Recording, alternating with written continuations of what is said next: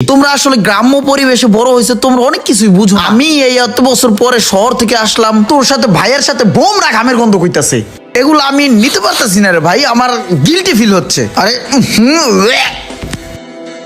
এই মোশারেফ, এই মাসের বেতনের টাকা দিছস? হ্যাঁ, আর 4-5 দিন আগে দিয়া দিছি।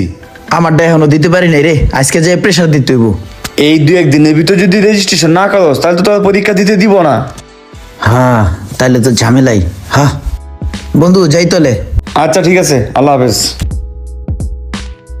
তাইলে ওই যে একটা কাম কর, তুই ওই উত্তর কুলের ক্ষেতের তোন নারাগুন কাট দেয়, আমি দক্ষিণ কুলে যাইয়া ধান কাটতে আসি, ওই জায়গায় আহিস, ঠিক আছে? ঠিক আছে আরে ভাই। আপনারা দুইজনে যে যেতেছেন গা, তাইলে আমার কি করলেন? কালকে রাত্রে না কইলাম সেমিস্টারের টাকা লাগবো, টাকা যদি না দেন আমার তো পরীক্ষা দিতে দিব না। পরীক্ষা না দিতে দিলে আমি কেমনে পড়ালেখা করবো? আরে ভাই আমি তো ভুললাই গেছিলাম যে তুই কালকে রাত্রে কইছস। কদি রোমান এখন কি করি? ভাই ও আসলে কথা খারাপ কয় নাই বুঝছেন, একটা কাজ করেন, তাড়াতাড়ি যাই খেতে যাই, দান্ডি কাটতে আইন না হবিরে মইল্লা, এরপর মনে করেন কালকে বাজার যাই বেশি আর টাহা দিই, টাহা না দিলে তো সত্যি পরীক্ষা দিতে পারবে না, আর পরীক্ষা দিতে না পারলে তো আমাকে যে স্বপ্ন স্বপ্ন পূরণ হইবে না। তুই ঠিকই কইছস, তাড়াতাড়ি চল, আমরা ধানগুলো আইন না তাড়াতাড়ি মইল্লা ব্যবস্থা করি ওর। তুই চিন্তা করিস না, কালকে টাহা দেবো। ইজ্জত খামু আজকে। তা একটা কাম করেন, আপনি ওই খেতে যান, আমি এদিক দিয়ে ওকুলে যাই গিয়া। আচ্ছা একটা কাম করিস, নারাগুন কাটা হইলে আমার লিগে দুগা ভাত লয়া চয় আইস। আচ্ছা ঠিক আছে। ওমর কালিয়া বন্ধু রে একটা তাবিজ বানাইয়া দে হে।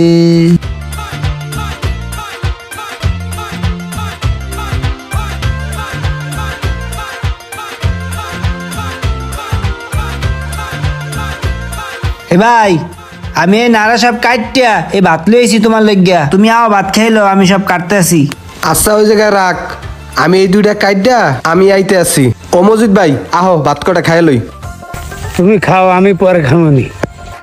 তুই এই কটা কাট, নারা কাটা শেষ না? হয় পুরা খেত কাটা শেষ। এরমান তুই খাইছস? না আমি তো খাই নাই। তুই না খাইয়ে তুই আবার কাছে নিলি কি হাতের তোন ধান কাটতে? এবার আয় দৌড় দে, দুই ভাই খাই লই আয়।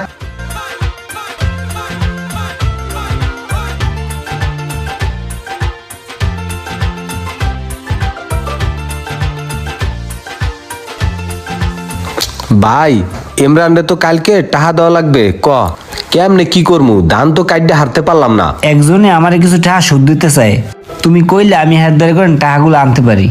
খবরদার এই কথা বুঝে আর মুহে আনোস, সুদের টাহায় শান্তি নাই। আল্লাহ কষ্ট ক্লাস করি গেছে ডাইল ভাত খাওয়ায় ভালো আছি, এই এতে বরকত আছে, এই কথা ফের আর মুহে আনবি না। আসসালামু আলাইকুম মাদবার সাহেব। ওয়ালাইকুম সালাম। মামুন, রোমান, আমার 5 কাটা খেতে দান পাইকা মজে দিতেছে গা। তো তোমরা ঘরের লোক, তুই এত বাদের লোক বলতে পারি না, তোমরা খুব দ্রুত আমার ধানগুলো কেটে দাও। ভাই আপনি কোনো চিন্তা করিয়েন না, আমরা দুই ভাই আছি না, আমরা কালকে না পারলেও পরশু দিন আপনার দান্ডা কাটিয়ে দেবো। তো মাদবার সাহেব একটা কথা আছে, আমাকে টাহাটা একটু আগে দিতে হইবে অগ্রিম। আপনি তো জানেন আমরা ছোট ভাইটারে পড়ালেখা করাই, কালকে ওর কলেজের ফি দেওয়া লাগবে বুঝছেন, আমরা পরশু দিন কাটিয়ে দে মানে। আমরা যদি দিনে নাও পারি হেলে রাইতে আমার দান আমরা কাটতে দিম। ও আচ্ছা আচ্ছা, এই কথা। আচ্ছা ঠিক আছে, কালকে সকালবেলা আমার বাসা থেকে গিয়ে টাকা নিয়ে আইসো। আচ্ছা ঠিক আছে। এরমান ওই যে খন্দকার দোকানে তোর লিগে একটা কাজের কথা কইছিলাম বুঝছস, হ্যাগো ফ্রিজের শোরুমে, তো ওই যে হেনে যাইতে কইছে। ফ্রিজ বিভিন্ন বাড়িতে ব্যান ঠ্যান চালাই দিয়ে এলি, আর দোহানটা জারা মোসা খোলা পানি পুনি আফগান ঠাফগান এগুলার লিগা, তাইলে তুই যাইস, আমি এই জমি খেত ভালো বুঝি, আমি কর মানে। ঠিক আছে ভাই, তাহলে আমি খন্দকার দোহানে এইসব কামি করবানে, আর আমি খেত খামারে সামলাইয়েন, হেলে আরো আগুয়ে যাবো মানে আমরা। আয় বন্ধু। কি রে দোস্ত, রেজাল্টের কি খবর? আর বেটা পরীক্ষা তো পাশ করছি, আমি তো ঢাকা মেডিকেল কলেজে চান্সও পেয়ে গেছি, সাথে ভালো একটা টিউশনিও পেয়ে গেছি মাম্মা। হ্যাঁ হ্যাঁ, ভালো হয়েছে, মিষ্টি খাও। হ্যাঁ, হ্যাঁ? থাক। যা। এই রুমান, জি ভাই।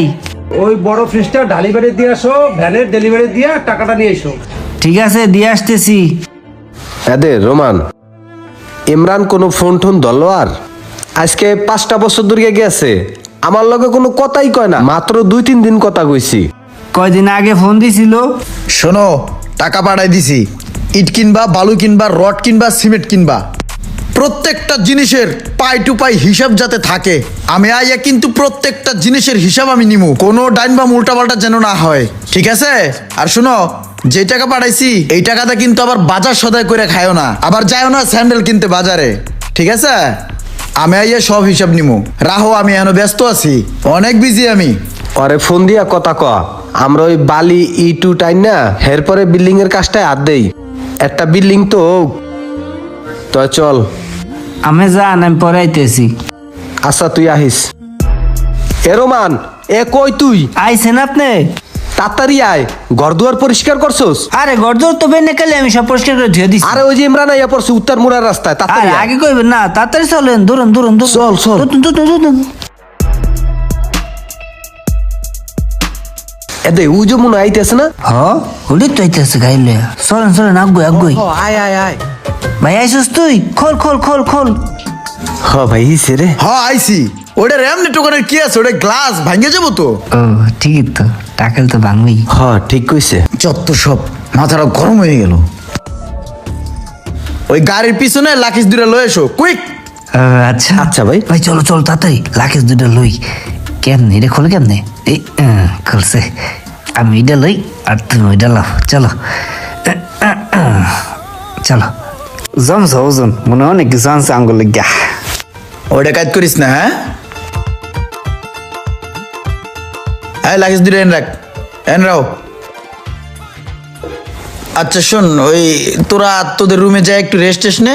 আমি অনেক টায়ার্ড তো, আমি একটু ভিতরে যাই রেস্ট নিই, হ্যাঁ? তুই ঘরে যাবি, আমরা ঘরে যাব না?